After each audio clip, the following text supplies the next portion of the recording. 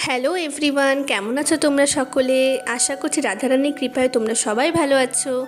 কাল ছিল আমাদের বাড়ি রাধা অষ্টমী, তাই বাড়িতে একটি ছোট্ট করে আয়োজন অনুষ্ঠিত করা হয়েছিল।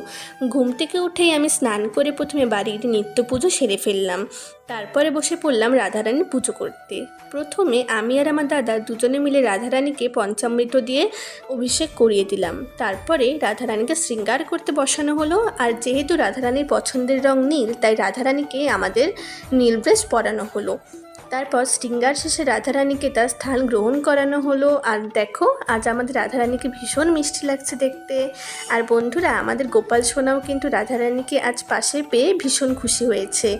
তারপরে রাধারানীকে তার পছন্দের ভোগ দিয়ে আমরা তার পুজো সম্পন্ন করলাম। আর আজকের ভিডিওটি এতটুকুই। যদি তোমাদের ভালো লেগে থাকে তাহলে please like, comment and share করে দিও। রাধে রাধে।